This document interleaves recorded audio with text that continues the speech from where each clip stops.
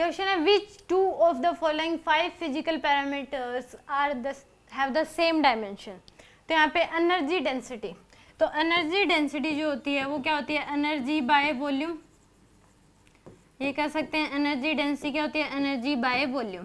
तो एनर्जी की डायमेंशन होती है ml2t-2 divide by volume L3। तो हो जाएगी ml-1t-2 एनर्जी डेंसिटी की।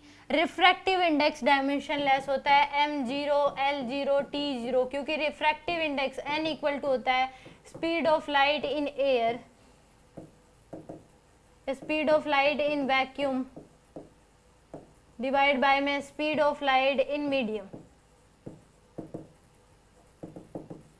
तो ये क्या होता है, दोनों ऊपर लाइट है नीचे भी स्पीड है ऊपर भी क्या स्पीड है, तो m0 l0 t0।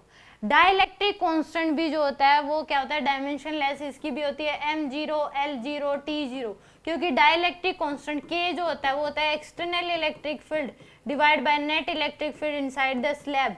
तो ये भी क्या होता है, ऊपर भी इलेक्ट्रिक फील्ड है नीचे भी इलेक्ट्रिक फील्ड, ये भी क्या होता है डायमेंशन इलेक्ट्रिक इंडक्शन में पढ़ते हैं कि जो डाइलेक्ट्रिक कांस्टेंट होता है वो होता है external electric field divide by में net electric field inside the slab.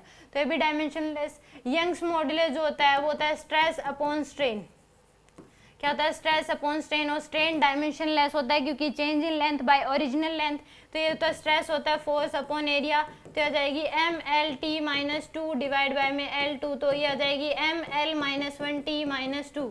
तो ये डायमेंशन है इसकी, और इसकी भी यही डायमेंशन है। तो यानी कि एनर्जी डेंसिटी और यंग्स मॉड्यूलस की डायमेंशन क्या है, सेम है 1 और 4, यानी कि ए ऑप्शन क्या होगा, करेक्ट होगा।